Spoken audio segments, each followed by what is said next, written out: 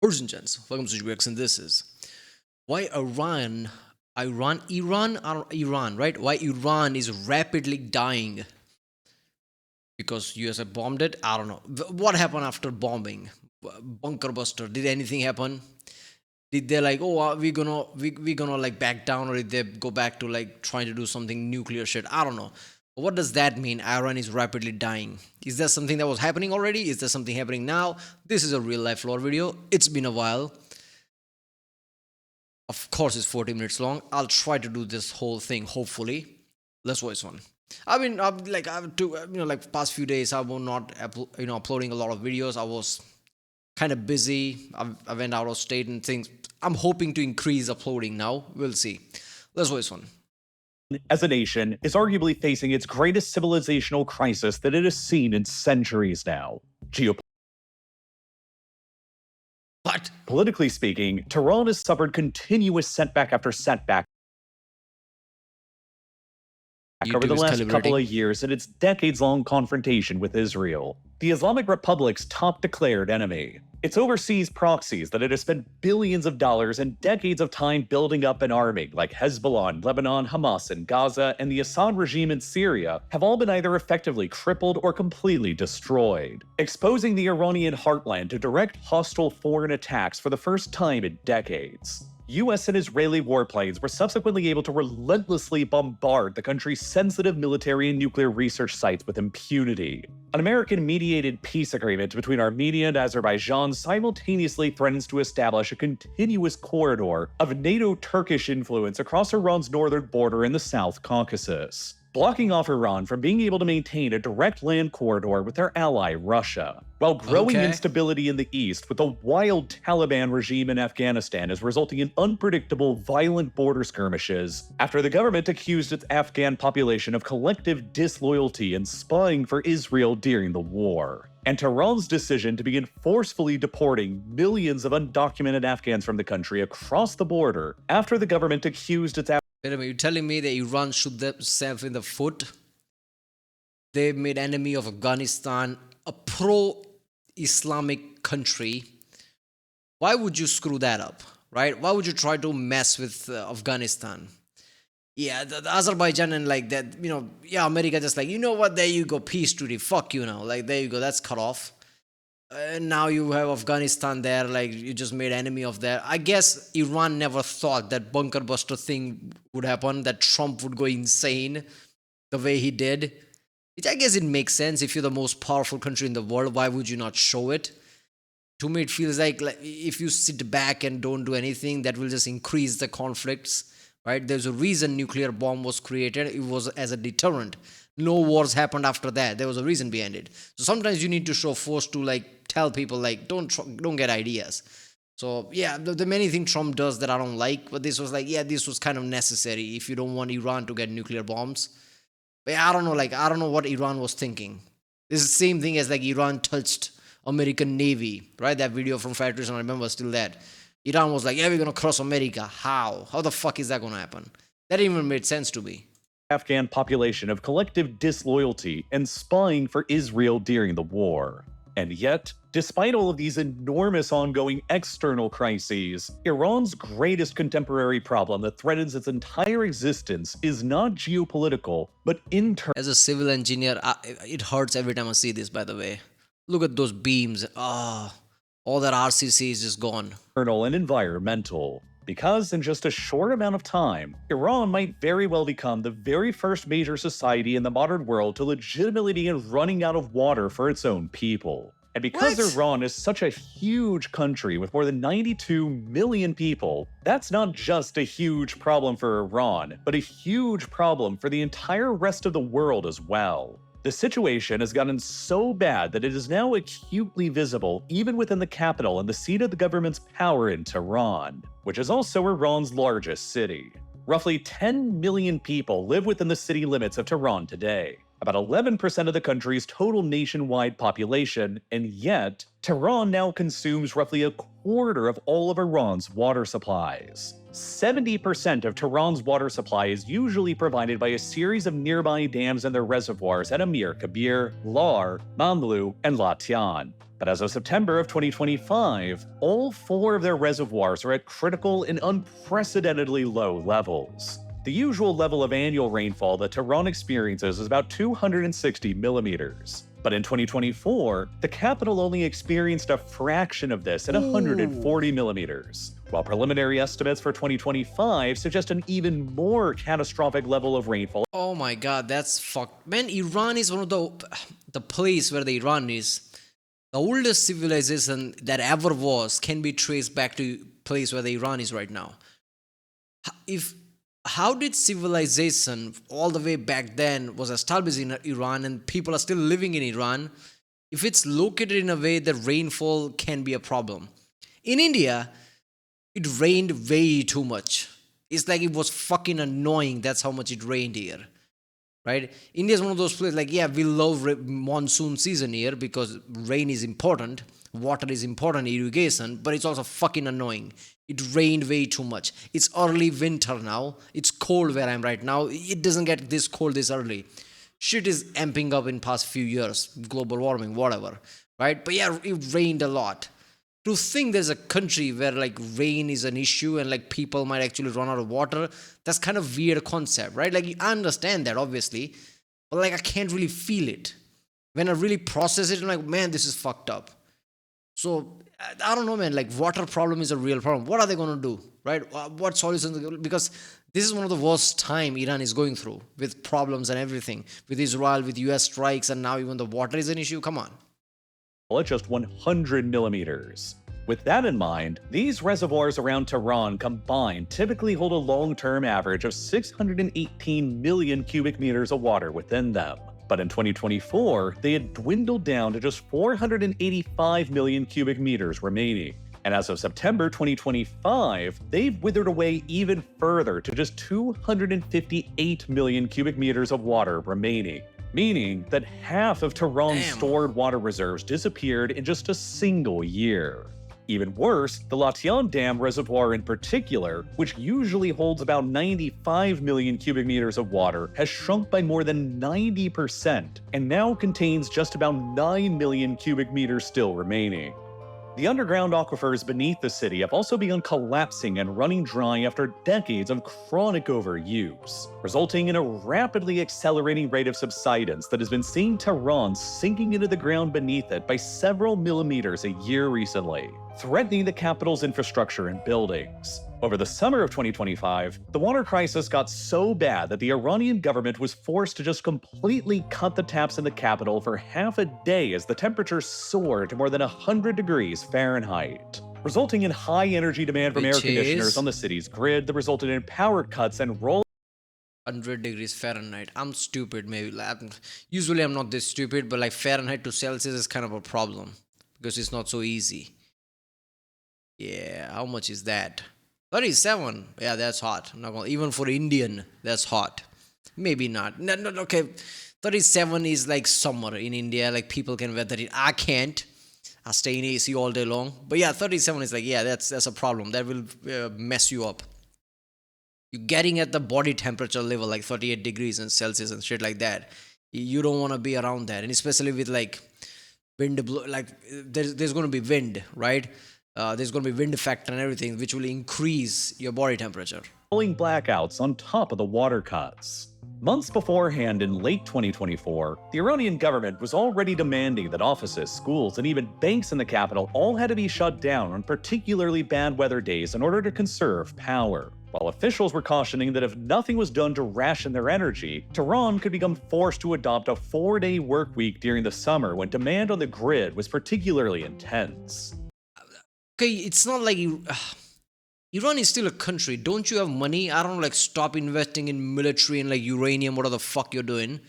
This is a crisis. Buy water. I don't know. Can't you buy water from some countries? I don't know, buy it from India. I don't know.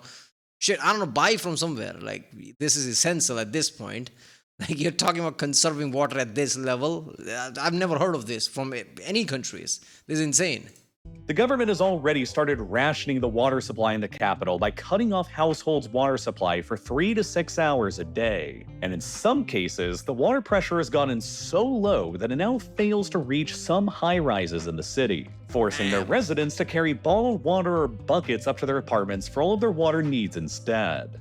The crisis has gotten so bad in Tehran that questions have even been raised about the city's long-term habitability. While the government has even announced that it's currently investigating relocating the capital away from Tehran to somewhere else that doesn't have as many water and infrastructure-related issues. Iran's current sitting president, Masoud Pezeshkian, has publicly stated that he has proposed relocating the country's capital further away to the south, somewhere near to the Persian Gulf, in order to be closer to strategic trade routes in the area. And close to water, that just makes sense. A lot of like major cities near water for this reason, and like collectively, like usually like big capitals and like can be near water. It doesn't have to be, right? Like Mumbai is near water. It's not a capital. Capital is Delhi. It's not near water. Washington is also not near water, but New York is. There's benefits to be near water, especially if you're like in a desert-like place. But the problem is that the water crisis is not just a problem that's unique to Tehran. It is a problem that is facing the entire country from north to south and from east to west. Everywhere across the country, reservoirs are running dry and lakes are disappearing. The Iranian regime's own news agency, IRNA, reported in early October of 2025 that 19 of the country's largest reservoirs are currently on the verge of complete dryness, and that 3 of them, left unnamed in the report, have already hit 0% remaining capacity. More than half of the dams across the country now hold less than 40% of their overall capacity. Lake Urmia, once the largest lake in the entire Middle East that was in northwestern Iran, has nearly completely dried up, leaving behind nothing but a salty, dusty crust. More than 200— Okay, I don't know about Iran's geography, but there was a time where I got surprised that there is not 3 seasons everywhere. Living in India, I just assume monsoon season is a thing everywhere, not just in India, but no, that's not the case. So I don't know what it, like when we have monsoon here, that's proper summer everywhere else, like in the northern hemisphere, obviously. So like is this the effect of just summer being summer? Does it rain around this time, just like how it does in India? What is the case? Because this could be just effect of summer, right? Maybe it's too extreme effect. Like I said, like there was a lot of rain in India. That's what global warming does, amplifies everything. If it's gonna be heat, it's gonna be a lot of heat. If it's gonna rain, it's gonna rain a lot. If it's gonna be cold, there's gonna be cold waves and snow where it doesn't snow type of shit. So Iran could be like, well, like I don't know, it might rain in the future. When does it rain in Iran? That's the question. But if this is like normally around this time it rains and it didn't, that's scary because now winter is here, right? Obviously winter is not going to be a problem, but then summer will come in March, April, whatever, right? And yeah, I don't know, like how are you going to survive after that? Like if the rain is the issue. 280 cities across the country now face extreme water stress, like the city of Yazd, whose water supply ran out entirely as recently as March of 2025, which led to the city having to be entirely supplied by water tankers and bottled water for nearly a week until the taps could be restored. Rural communities across the country have been even more badly struck, as hundreds of villages now rely completely on tanker trucks after their wells have run dry. Damn. Cities across the country are literally sinking as their underground aquifers have been completely depleted, while cracks are forming in rail lines connecting the country's major cities together. What? Some Iranian officials have even warned about a looming day— What the fuck is happening, man? This is much worse than I thought. I thought it's going to be some small geographical or geopolitical issue that RealLifeLore is going to talk about for an hour. That, okay, it's a problem, but it's not. This is shit hitting the fan from all sides. What is happening, man? How is nobody talking about it? Why is this RealLifeLore video here? Like, it didn't make the news or anything? How is this an issue and nobody talks about it? Like, even at the geographical level, it's an issue. Zero in Tehran and in other cities across the country. The day when the taps for millions of people may run dry completely. It has gotten so bad that it has started to become exploitable by hostile foreign actors. Israel's Prime Minister, Benjamin Netanyahu, released a video in August of 2025 that directly encouraged the Iranian people to rise up and revolt against their conditions. He said at the time, quote, "Iran's thirst for water is only matched by its thirst for freedom. Once Iran is free, Israel's top water experts will come to every city in the country with the most advanced technologies and knowledge to help Iran with water recycling and desalination. Our expert will wave the wand and give you water. What the fuck are you talking about, man? Is he just saying shit here? Really? Top water expert. What the fuck they gonna do? Make it rain? There's no water there. I thought he was gonna say like, okay, we're gonna figure out a way to export water to you or something. No, we're gonna do something. You're gonna wave your wand and nobody buys this shit. Come on, you just want there to be unrest. That's what it is. Nation. End quote. Even though Netanyahu was the absolutely wrong man to make such a pitch to the Iranian people, he wasn't wrong about the fact that the water crisis has become the Iranian government's greatest strategic vulnerability. It is exacerbating the country's complicated ethnic fault lines as minority groups accuse the regime of prioritizing water access for the Persian majority. And it is all a complicated story of government corruption and graft, terrible policies, climate change, and geopolitical developments and intrigue that have led Iran to the brink of water bankruptcy today. And to understand how the country got here, we have to go back in time to the late 1940s when Iran was still ruled as an absolute monarchy by the Shah. In 1949, the Iranian Shah, Mohammad Reza Pahlavi, took a visit to the city of Las Vegas in the United States. He was there on official business to observe the marvel of the Hoover Dam that the Americans had constructed across the Colorado River, which created a vast reservoir behind it in Lake Mead that enabled the desert metropolis of Las Vegas to survive and to thrive. The Shah was interested in modernizing his own country. For more information, play Fallout New Vegas. And building monumental dams and reservoirs in the similarly arid Iranian climate was of a very deep interest to him. He returned back to Iran from the Mojave Desert with a new ambition, and with technical assistance and engineers that were provided to him by the Truman administration, who brought modern irrigation and drilling technologies that enabled Iran's farmers to begin draining their ancient aquifers at an unsustainable rate. Iran, as a country, has a very uneven distribution of water resources found across the country. Across a strip of land in the north of Iran near the Caspian Sea, the annual rainfall levels are high and average about 1,280 millimeters per year, similar to the levels that are seen in wet environments like New York City, which makes this whole area a lush, dense, green forest that looks nothing like most Westerners' popular perception of Iran. Yeah. But across the central Imagine that, like, oh, walking around in like green-looking land and everything's green and like moisture in the air, humidity in the air. Where the fuck am I? You're in Iran. Like, what? Yeah, nobody thinks of Iran like this, like greenery and anything like that. Of Iran, that's the heartland of the Persian people and across the southern lowlands, annual rainfall will rarely ever exceed more than 100 millimeters. And it's also extremely seasonal. The rainy season— This is why I love RealLifeLore videos, right? With geography. That's how he started. I still remember geography as the key point of RealLifeLore. And I love this shit. Because in India, people think of India as like a hot place. 30 degrees Celsius, 40 degrees Celsius. It's going to be hot. You're going to be like, yeah, probably in like Mumbai and Delhi and shit like that. There's a major portion of India, like northern India and like many places, which is badass cold, which is like singular digit Celsius type of way.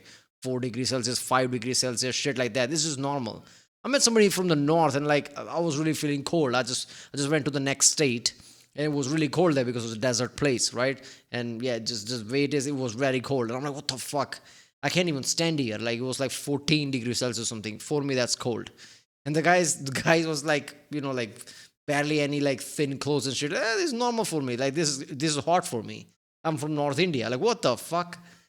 There is real diversity in geography in every country, man. The perception of like what is this country, what is it to live there, is very warped in many times.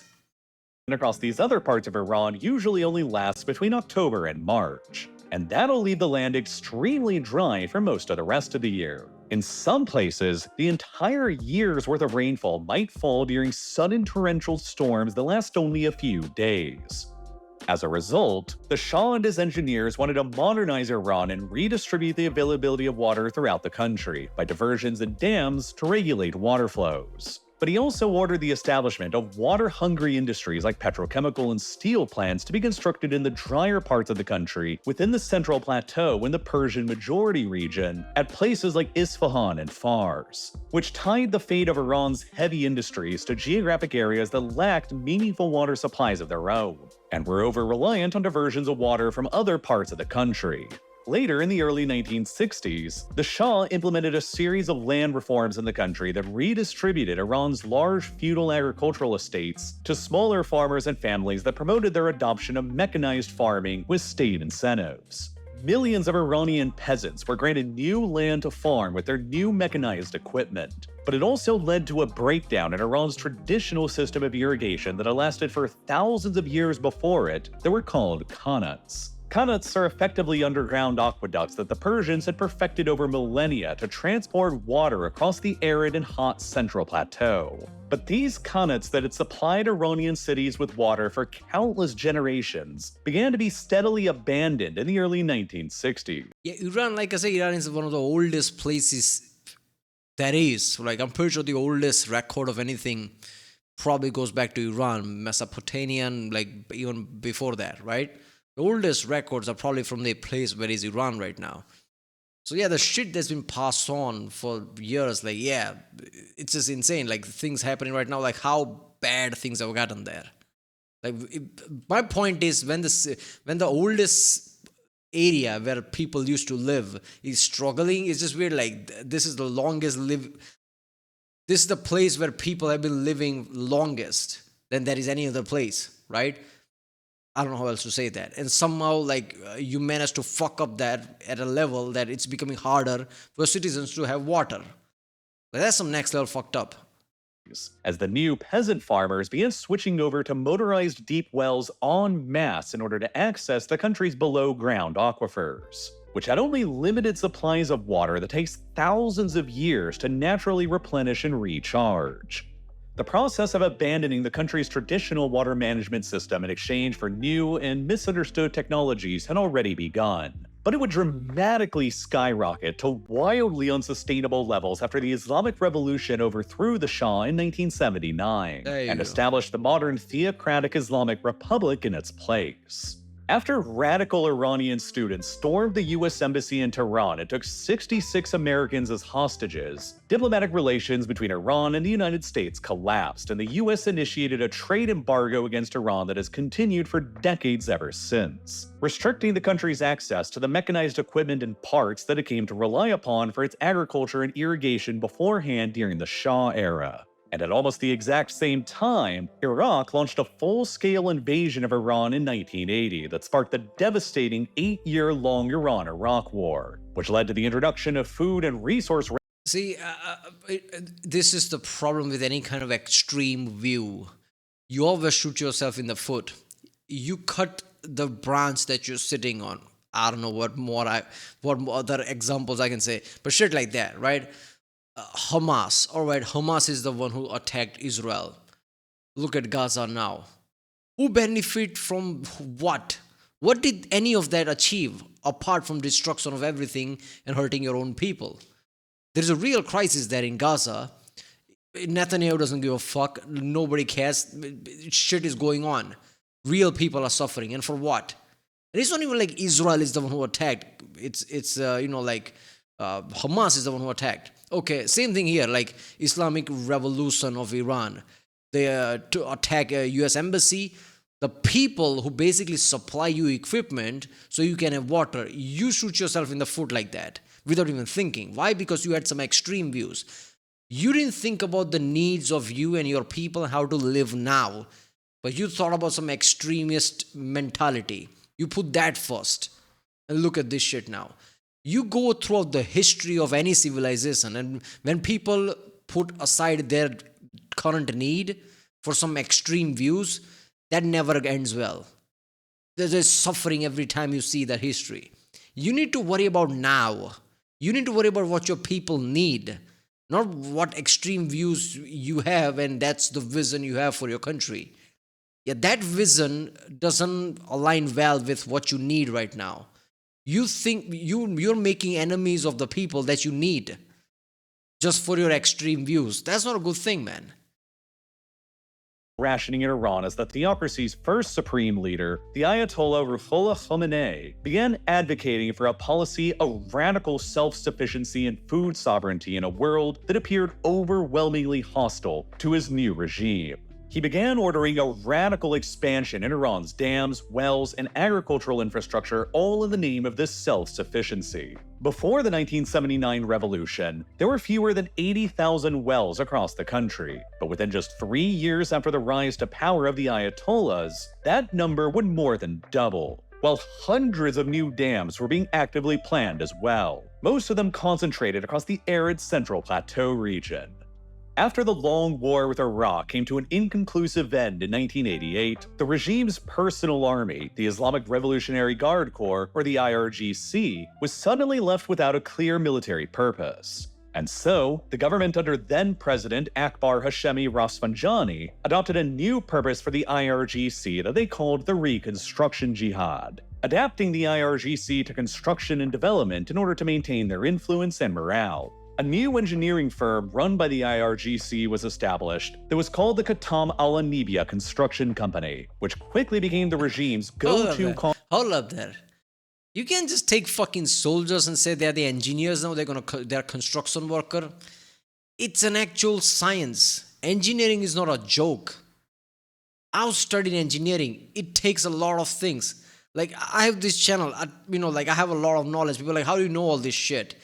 Yeah, because I went through this. I went through engineering college, and this just opened my mind to how to read, how to consume any kind of knowledge.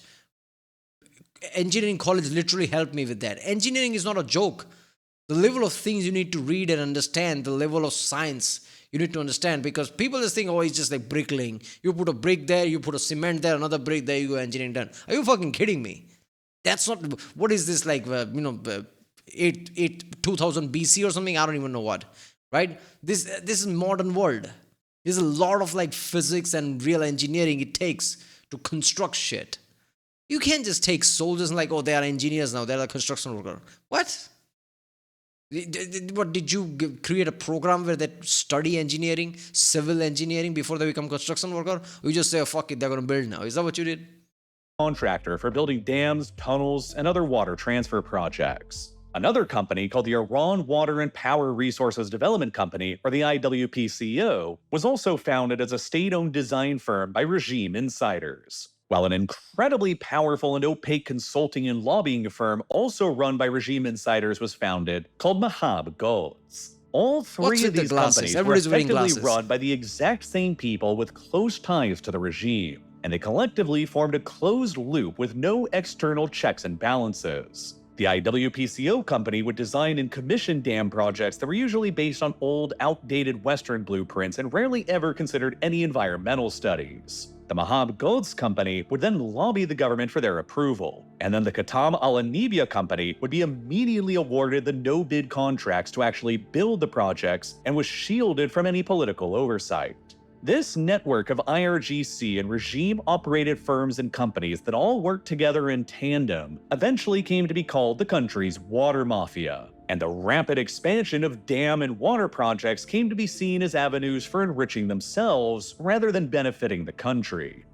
Over the next few decades, the water mafia constructed hundreds of dams all across the age-old problems.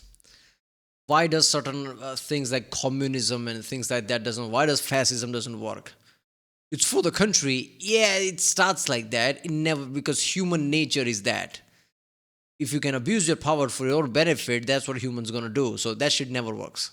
Across the country, usually without any environmental assessments or any long-term planning at all. Water from rivers were diverted by the water mafia to feed IRGC-owned factories, plants, and heavy industries at the expense of agricultural and municipal supplies to further enrich themselves. Some of the most infamous water mega projects the Islamic Republic carried out following the war with Iraq include the 550,000 hectare project that began in 1996 in the western provinces of Khuzestan and Elam.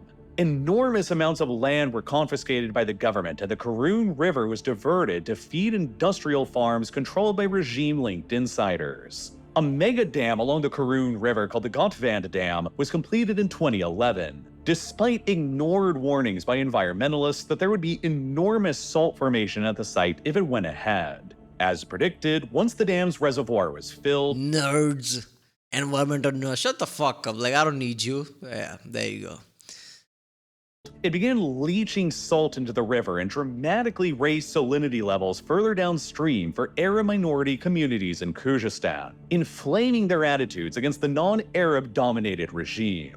All attempts to seal up the salt layer have failed ever since, which has left behind a huge saltwater lake in the reservoir behind the dam that is steadily choking off and killing much of the natural irrigation supply of water downstream in Kyrgyzstan, which is usually one of Iran's most naturally agriculturally productive regions. Despite them directly causing this environmental catastrophe, however, the IRGC-linked water mafia profited tremendously from the estimated $3.3 billion cost that it took to build the dam.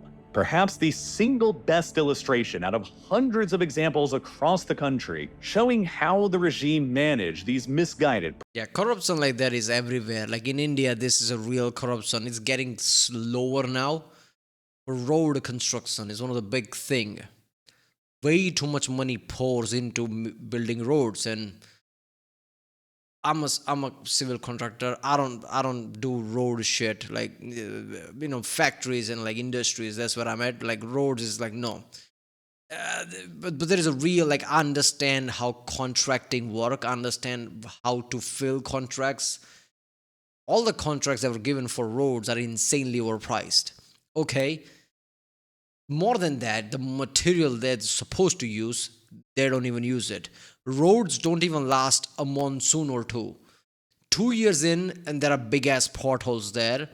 All right, now government's gonna give more money to the same people who build the roads to fix it. That was the issue for years. What happens is like they basically slide some money to some supervisor here and there from government and nobody. And like when somebody from higher up asks, like, how the fuck that happened? I don't know, it's engineering. Shit happens. What you gonna do? The guy who's at the top, like minister or something, doesn't understand civil engineering. Nobody's gonna do shit. Government got around with that, like with a contract for years, like 15, 20-year contract. If road goes bad, that's up to you. You're gonna fix it. When I pay you money, I'm paying that money for 20 years. Right? For that 20 years, this road has to be maintained by you. Government started doing shit like that, so it's gotten lower now. But that was a real issue. It got so bad that even movies used to feature these stories in India, like where like road construction people just like basically put no effort into it and pocket all the money, and supervisors from government does the same thing. So there you go. Projects. By 2012, Iran had built 316 dams in the country, and within just 6 more years, by 2018, that number would more than double to 647 dams. Many of the country's highest water-consuming industries like nuclear sites and steel plants were all built deep within the Central Plateau that's surrounded by the country's mountains for strategic defense reasons. But the consequence of that is that these industries are all located very far away from open waters, which has forced them to draw heavily on the country's limited rivers and aquifers, which has only accelerated the reduction in resources that were already scarce to begin with. The Zayanda Rud, the largest river found in the central plateau of Iran, has been so heavily diverted for water-hungry steel and petrochemical plants and for other provinces like Yazd that it has been reduced to only a seasonal mudflat now and routinely runs completely dry, which has plagued the city of Isfahan, the third largest city in the country, with a crippling decrease in what used to be their primary natural water source. Lake Urmia, which used to be the largest lake in the entire Middle East, has almost completely dried up and died after dams constructed along the rivers that fed it throttled the lake's supply and its ability to replenish itself. In 3 years. God damn, that hurts. What are people doing? Like, whom people be pissed off? Like, are you fucking kidding me? Fuck your dams. I need my water. I don't care what reason you use the dams for. I don't need my water. Industry, fuck industry. For defense purposes, I don't care about your defense. I need water. It's like water is one of those such a basic necessity that none of other things matter. Right? I don't care about military defense if I don't have water because I will fucking, starve. Right? I can't survive without water. So I'm not gonna worry about military problem that might happen when I don't have fucking water. leading to increased dust storms that are worsening respiratory problems and prompting increased levels of migration from the region. The amount of irrigated agricultural land around Lake Urmia has more than doubled since the 1979 Islamic Revolution, from 300,000 hectares then to around 700,000 hectares today, which was supplied by increasingly diverting the lake's rivers. But the problem is that the watershed around Lake Urmia only provides about 4 billion cubic meters of water per year to work with. And in order to properly irrigate all of the farmland that's been built up around the lake today, it requires between 4.5 to 5 billion cubic meters. Unable to acquire all of the water that they needed from the region's rivers, desperate farmers, often illegally without any permits or environmental reviews, began resorting to drilling illegal wells deep into the region's underground aquifers in order to access the water they needed. And processes just like this that have been draining Iran's aquifers dry have been taking place across the country for decades now. Desperate farmers experiencing the diversion of their rivers for IRGC-linked industrial applications resorted to widespread and often illegal well drilling to compensate.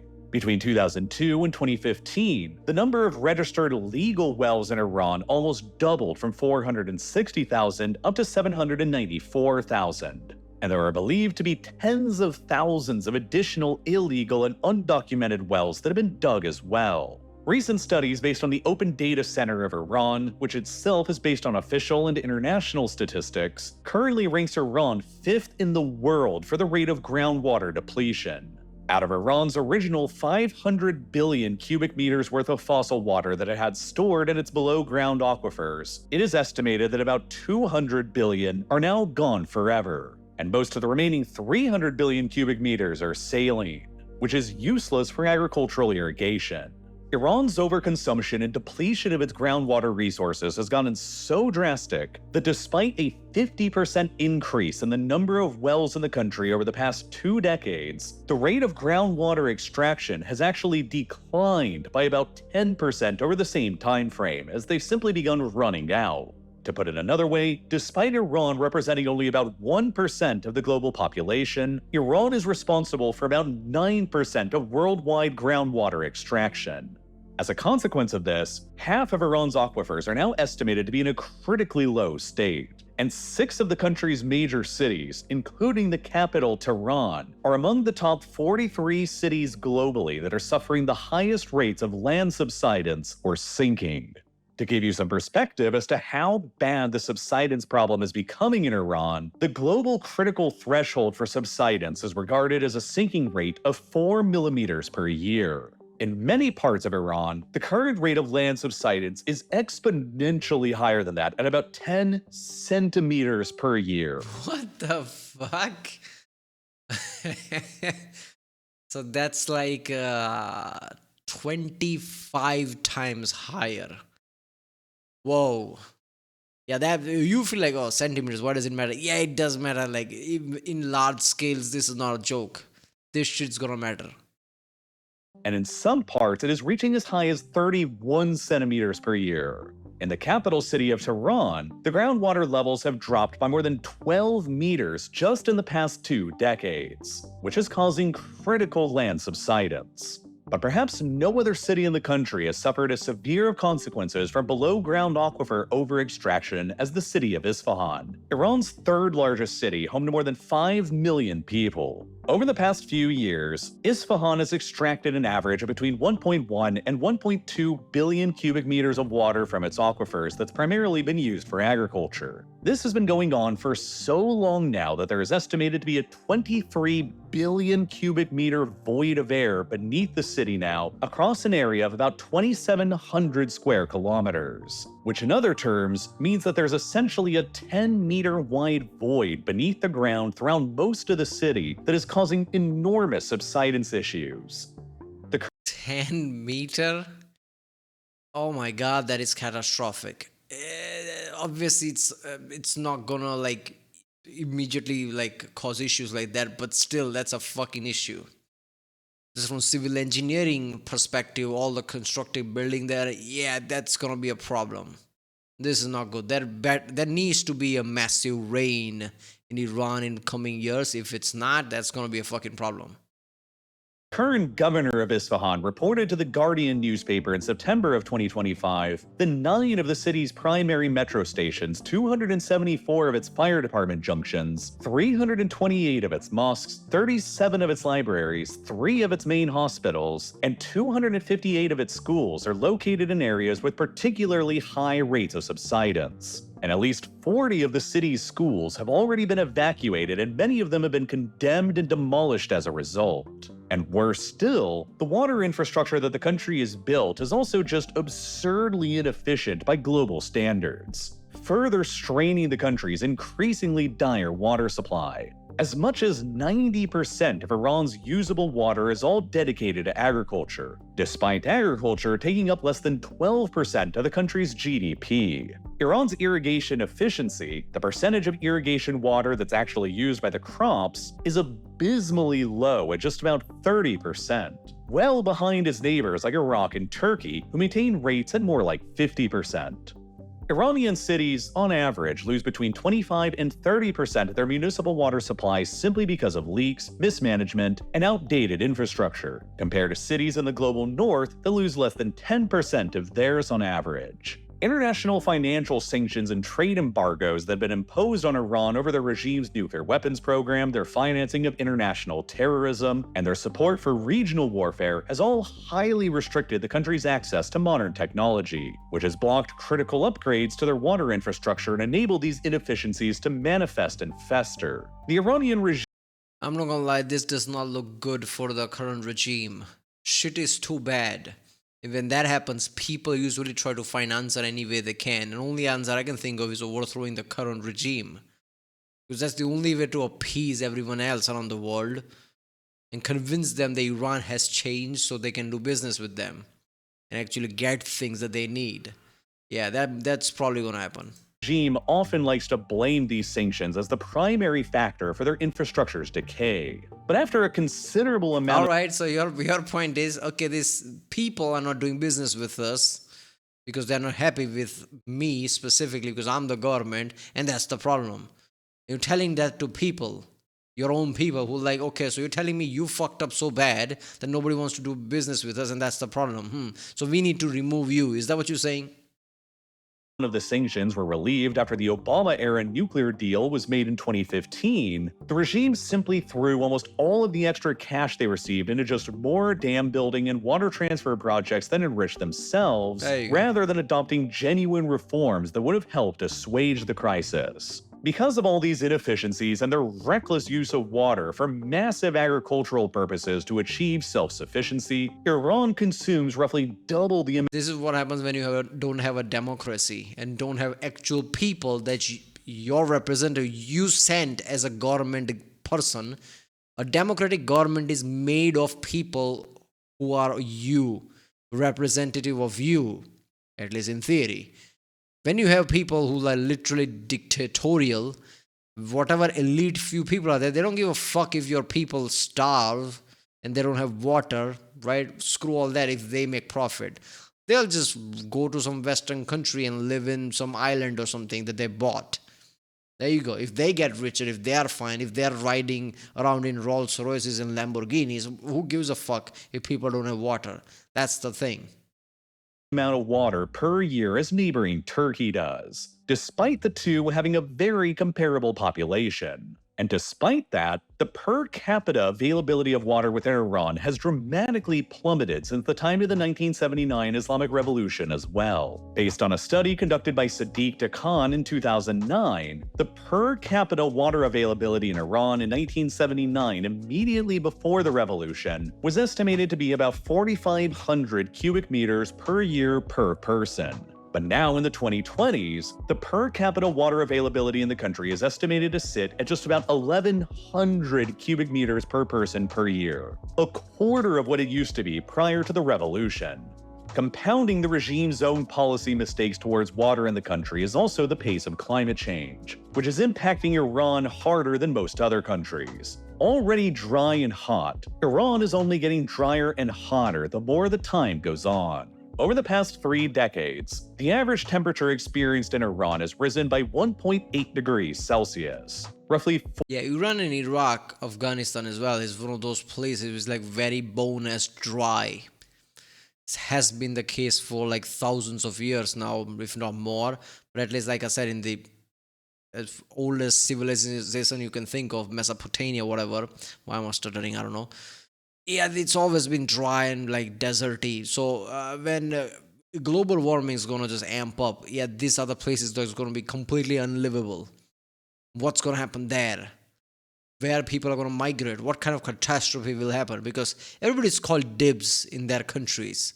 This is my country. This is my country. There is no gaps anywhere.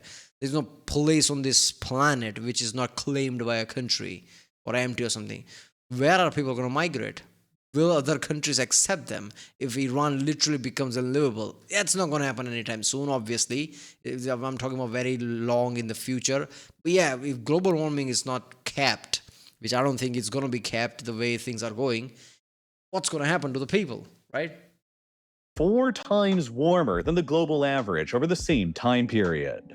The country has been locked in a near continuous drought for the past 5 years that's lasted since 2020, and which has seen a 30% reduction in the country's annual rainfall, all of which is reducing the ability for the country's depleted rivers, lakes, and aquifers to be able to naturally replenish themselves. And it's only going to continue getting even worse from a climate change perspective, too. Even if Iran addresses the necessary reforms that they need to make in order to curb their water overconsumption, there is little they can do in the face of a warming climate that is currently projected to increase their mean annual temperature by a further 2.6 degrees Celsius. And that'll also include a further 35% drop in their annual rainfall levels over the next few decades. 35? It is, of course, ironic that Iran, one of the world's top petrostates, is one of the greatest contributors to greenhouse gas emissions and climate change, and one of the most vulnerable countries to its consequences. Renewable energy still makes up less than 1% of Iran's total energy mix,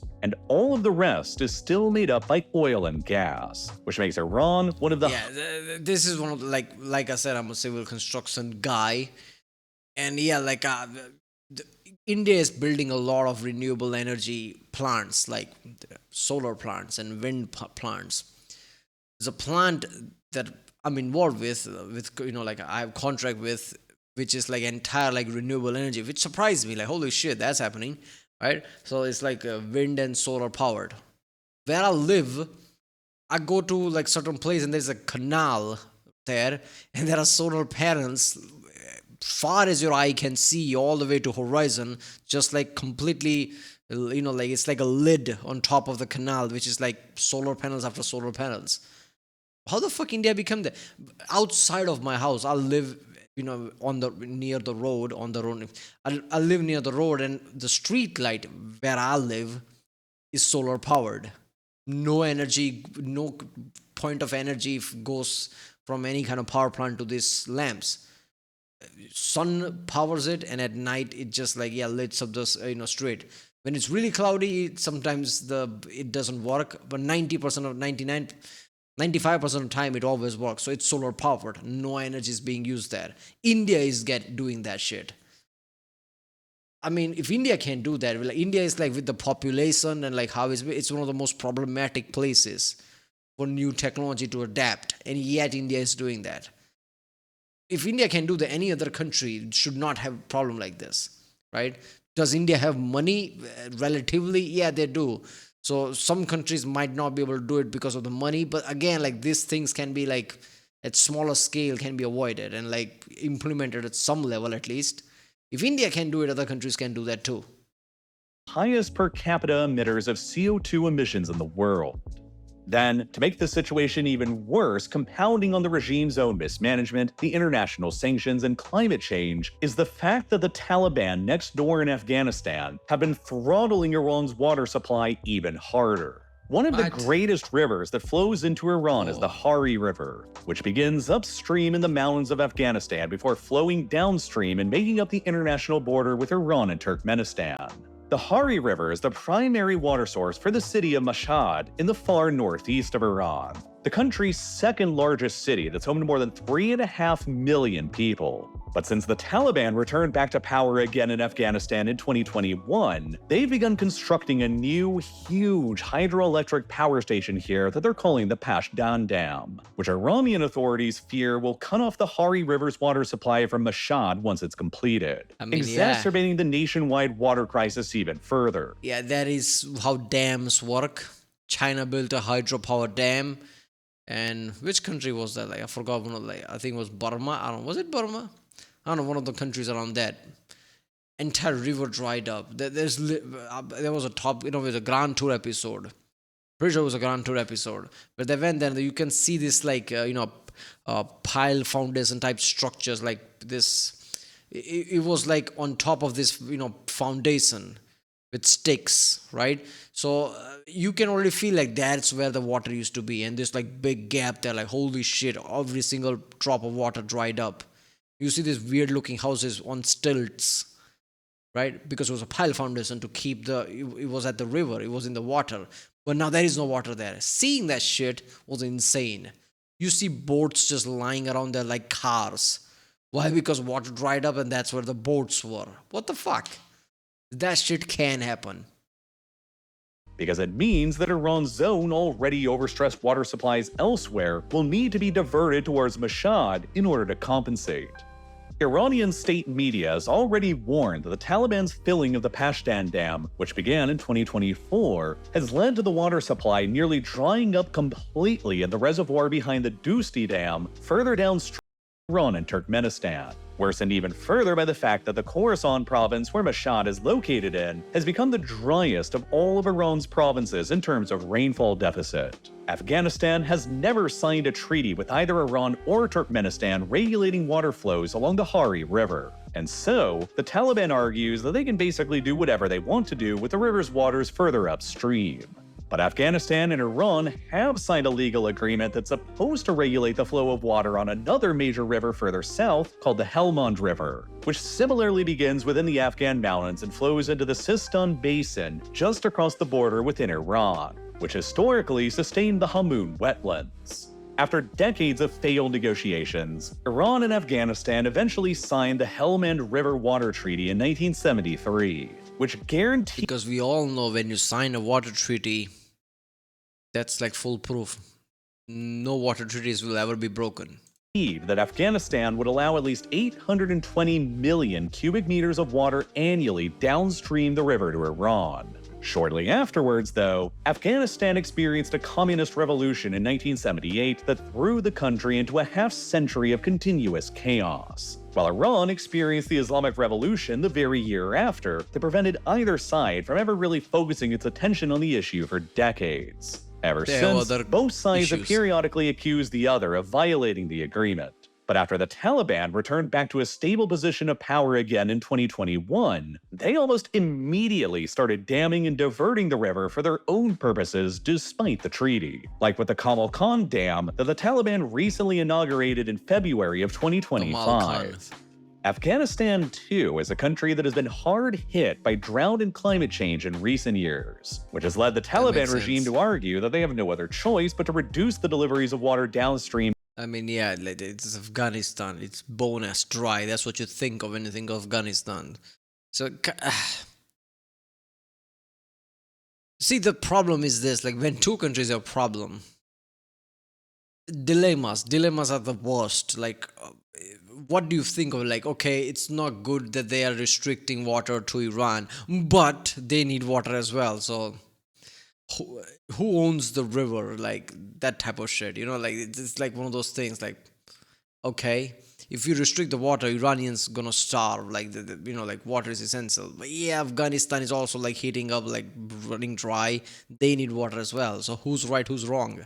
To Iran in order to satisfy their own needs first. With the completion of the Kamal Khan Dam along the Helmand River early in 2025, Iranian authorities have claimed that they've only received around 100 million cubic meters of water through the river across the year, a tiny fraction of the 820 million cubic meters per year that the 1973 Water Treaty ostensibly guarantees them. Ecologically, the results have immediately become apparent. The Hamoon wetlands within Iran that are fed by the Helmand River have almost completely dried up to nothing already, fueling dust storms, wrecking regional agriculture, and driving even more internal migration. All of this activity by the Taliban on the Hari and Helmand rivers is worsening Iran's water crisis even further, and it's fueling the rising tensions that are emerging between the two countries. In 2023, Iranian and Taliban soldiers briefly clashed with each other near the Helmand River, and as of 2025, Iran has attempted to exert pressure on the Taliban by rolling out an enormous deportation campaign of Afghan migrants and refugees who are residing in the country. What's with RPGs and what's with Toyota Hiluxes? These are the two. When you think of Taliban, you think of a guy with an RPG and a guy on top of Toyota. Claims that the deportation campaign is due to their unsubstantiated claims that the Afghan community in the country acted as spies for Israel during their brief 12-day war over the summer. But the real reason they're doing it is out of enormous desperation to try and pressure the Taliban into releasing water downstream the Helmand and Hari rivers, to give them some kind of relief. And as a side effect, to reduce the numbers of people that they need to actually supply with water. Within just a single month, Iranian authorities had already forcefully deported around 1.1 million Afghans from the country across the border into Afghanistan, in what the UN has described as potentially being the largest forced movement of population during this entire decade. The entire Afghan population in Iran before this deportation campaign began was around 4 million strong, and Iran has declared their intention to fully expel all of them, meaning that there are millions more that Iran is currently in the process of deporting to Afghanistan right now, escalating the tensions between themselves and the Taliban even further. How stupid can you get, man? You need Afghanistan to give you water because rivers are flowing from there. Try to appease them rather than making them angry. What the fuck? Think about making friends, holding hands, like diplomacy. How about do that shit? The consequences of everything here have combined to make Iran on the brink of catastrophic water bankruptcy. And that is exacerbating one of Iran's other greatest vulnerabilities, its ethnic fault lines. Iran is a highly diverse ethnic state that resembles the pattern of most historical empires. Baloch, because Baloch people are from here. There's also Baloch here, in both gonna make sense. Arab, most of them, obviously. No, Persian, Persian is the most of them. Some of them are Arab. Lur, Kurds. It consists of a core of Persians in the center of the country across the Central Plateau, and a ring of various ethnic minorities around it across the frontiers and peripheries, including large numbers of Azeris, Kurds, Lurs, and Arabs in the west, and Baloch in the southeast. The crippling reduction in water coming through the Helmand River into the southeast of Iran is fueling the cause of Baloch separatism, where a violent insurgency is growing increasingly difficult for the government to contain and control. In Khuzestan, a province in the west of Iran that is home to a considerable Arab minority, Arab communities have accused the government of favoring the Lurs by diverting the Karun River that runs through their territory, while they also blame the government for having contaminated the Karun River with salt through the misguided construction of the Gotfand Dam further upstream. In neighboring Loristan, where the Lur minority lives, the Lur community has often accused the government of stealing their water from the nearby Persian-majority city of Isfahan through diversion projects like the Behestabad and the Kuhrain canals. While in the northwest, the vanishing of Lake Urmia has sparked tensions between the country's Kurdish and Azeri minorities, who've historically shared the lake and its resources that are now lost. If the country's water crisis continues to get worse than it's already become, it could easily begin to exacerbate these ethnic tensions within the country to a boiling point.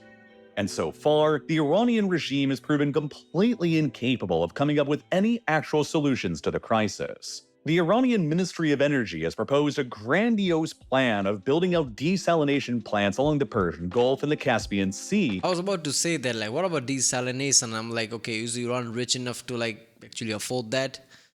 A lot of countries who are rich are not doing desalination because mean, like, when you really see grand scheme of thing, it's not that costly, judging from how much like GDP a country has. Like there are many. I'm pretty sure Israel. I think Israel also has desalination plants and shit like that. Relies on that. There's many countries who relies on that, right? You hear about a lot of countries. Oh, they're gonna run out of fresh water. Yeah, you put desalination plant there. There you go. Ocean water is a lot of them. You can just desalinate them. Yeah, it's not really like cheap, but yeah, you need water. It is what it is.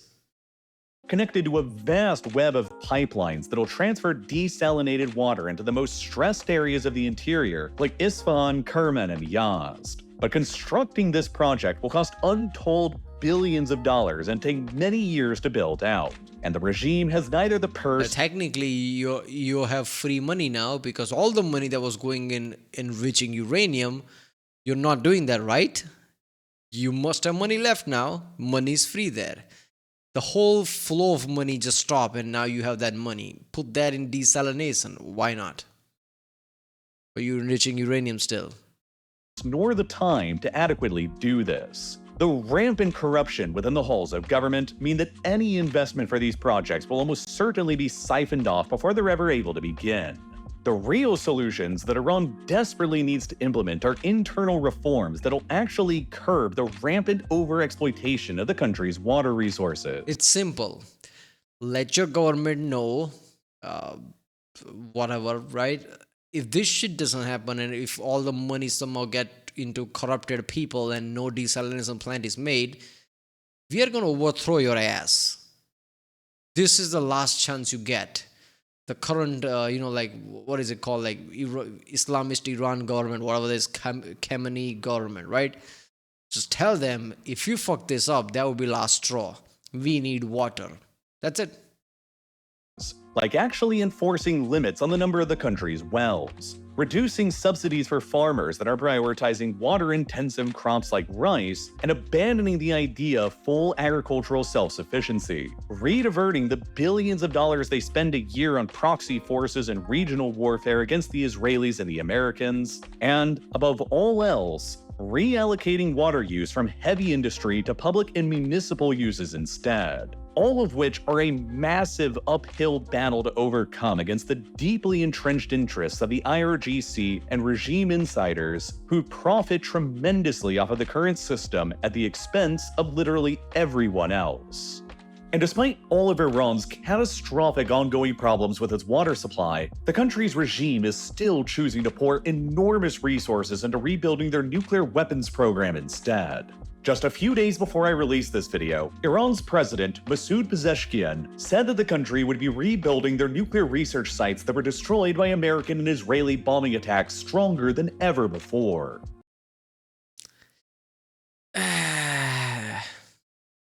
So, what was the point of the bombing?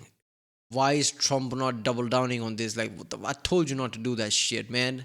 Why is he not saying that?